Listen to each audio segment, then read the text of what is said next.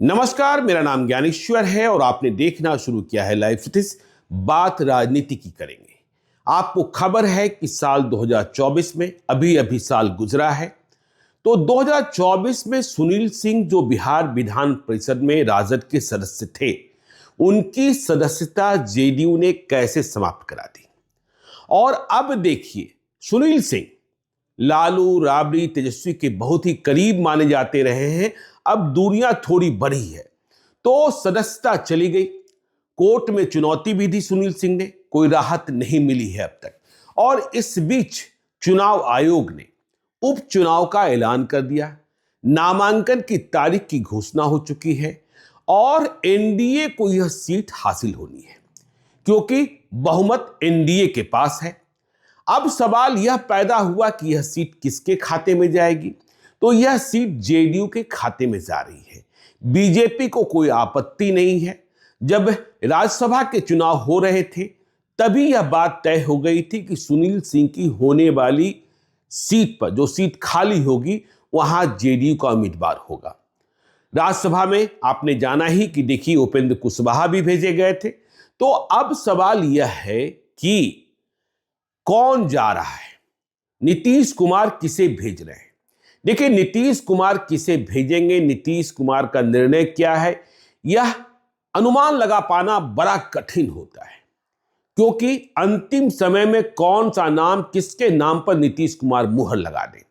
लेकिन कयास तो लगते ही हैं, चर्चाएं तो होती ही हैं। तो जैसे ही तारीखों का ऐलान हुआ, इस बात की चर्चा शुरू हो गई कि सुनील सिंह चूंकि राजपूत, इसलिए किसी राजपूत को ही बिहार विधान परिषद में जेडीयू की ओर से भेजा जाएगा। तो राजपूत कौन होगा? तो सबसे अधिक जिस नाम की चर्चा शुरू हुई वह नाम कविता सिंह, सिवान की पूर्व सांसद, जिन्हें 2024 के लोकसभा चुनाव में टिकट से वंचित किया गया। तो कविता सिंह के बारे में कहा यह जाता है कि नीतीश कुमार ने उन्हें बेटिकट करते वक्त इस बात का आश्वासन दिया था कि आपका सामंजन किया जाएगा। लोकसभा चुनाव की समाप्ति के बाद भी मुलाकात हुई और कविता सिंह का नाम अब भी सबसे आगे चल रहा है। देखिए, कविता सिंह का सामंजन कहां हो सकता है? यदि बिहार विधान परिषद में सामंजन न हुआ तो बिहार विधानसभा चुनाव 2025 के वक्त बड़ी मुश्किल होगी क्योंकि दरौंधा विधानसभा क्षेत्र सिवान का, जहां से पहले जगमातो देवी, फिर कविता सिंह और दबंग अजय सिंह की शादी कैसे हुई थी, खरमास के दिन में नीतीश कुमार ने ही पहल करके कराई थी। तो दरौंधा विधानसभा सीट पर बीजेपी का कब्जा है, तो वहां वैकेंसी नहीं बन रही है। तो कविता सिंह का नाम आगे है। मंजीत सिंह का भी नाम चलता रहा है, जो बैकुंठपुर गोपालगंज, इधर शाहाबाद से जयकुमार सिंह का भी नाम चलता रहा है। लेकिन पिछले 24 घंटों में इस बात की चर्चा बढ़ी है कि नीतीश कुमार यह अनुभव कर रहे हैं कि राजपूत जाति के दावेदारों में एक अनार 100 बीमार की स्थिति है। ऐसे में किसी एक व्यक्ति का चयन कर लिया तो नाराजगी बढ़ सकती है। और वैसे भी देखिए, जो नीतीश कुमार को समझते हैं, जेडीयू की राजनीति को समझते हैं, उनका मानना है कि जेडीयू के भीतर तमाम बड़े नेता हैं राजपूत जाति के। वशिष्ठ नारायण सिंह हैं, आनंद मोहन आ गए हैं, संजय सिंह हैं, लेसी सिंह हैं। तो हर मोर्चे पर, हर इलाके में नेतृत्व है। तो फिर यदि हम किसी दूसरे को ही भेज देते हैं तो फिर दूसरा कौन हो सकता है? तो पिछले 24 घंटे में देखिए, मनीष वर्मा, जिन्होंने आईएएस की नौकरी छोड़ी नीतीश कुमार के साथ रहने के लिए, बीआरएस भी नहीं, इस्तीफा दिया क्योंकि सेवा के 20 वर्ष पूर्ण नहीं हुए थे। और इसके बाद उन्होंने सक्रिय राजनीति शुरू की, जेडीयू के राष्ट्रीय महासचिव बनाए गए, पूरे बिहार का दौरा कर रहे थे और यह कहा जा रहा था कि वह नंबर 2 हो सकते हैं। लेकिन पता नहीं अचानक क्या हुआ कि उनके कार्यक्रम को बीच में रोक दिया गया। तो मनीष वर्मा स्वजातीय भी हैं, नालंदा से ही आते हैं, तो मनीष वर्मा को लेकर भी पिछले 24 घंटे में यह चर्चा तेज हुई है कि उन्हें बिहार विधान परिषद का सदस्य बनाया जा सकता है और इसके लिए नीतीश कुमार को राजी करने का प्रयास उनके कई मित्र कर रहे हैं। देखिए, मनीष वर्मा वैसे लोगों में जो अति पिछड़ी जाति के हिमायती हैं जेडीयू के भीतर की पॉलिटिक्स में, तो मनीष वर्मा क्या बन जाएंगे? मनीष वर्मा को बनाना पटना के सरकारी बंगले में रहते हैं, लेकिन मनीष वर्मा के विरोधी भी कम नहीं है, इस बात को भी समझिए, क्योंकि बहुतों को ऐसा लगता है कि यदि मनीष वर्मा बन गए तो अघोषित तौर पर वे नंबर 2 हो जाएंगे। तो नीतीश कुमार क्या फैसला करेंगे, यह समझने की बात है। और मनीष वर्मा के विरोधी या मनीष वर्मा के समर्थक इस चयन प्रक्रिया में, जिसके बारे में सिर्फ और सिर्फ नीतीश कुमार जानते हैं, जीतेगा कौन, यह पता करने में अभी थोड़ा वक्त लगेगा।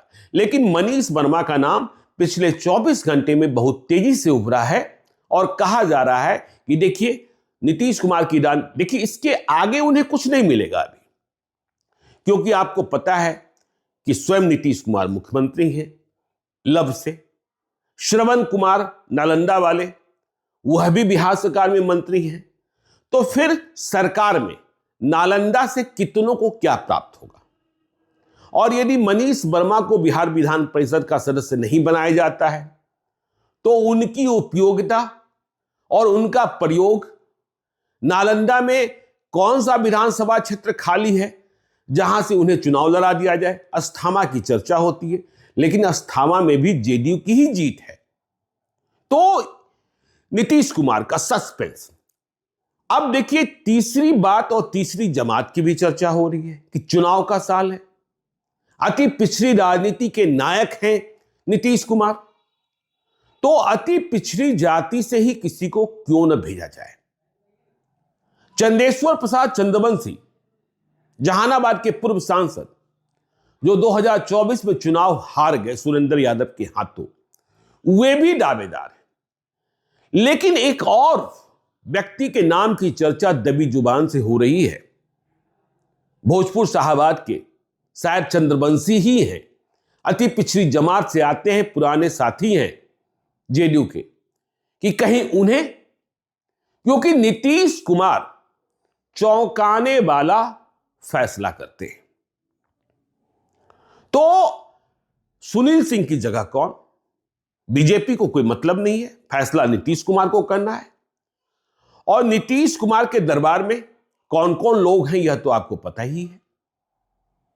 संजय झा, ललन सिंह, विजय कुमार चौधरी, अशोक चौधरी, ये तो बिल्कुल वे हैं जिनसे नीतीश कुमार सलाह लेते हैं या नीतीश कुमार जिनकी बात सुनते हैं, यह दोनों बातें आप कह सकते हैं।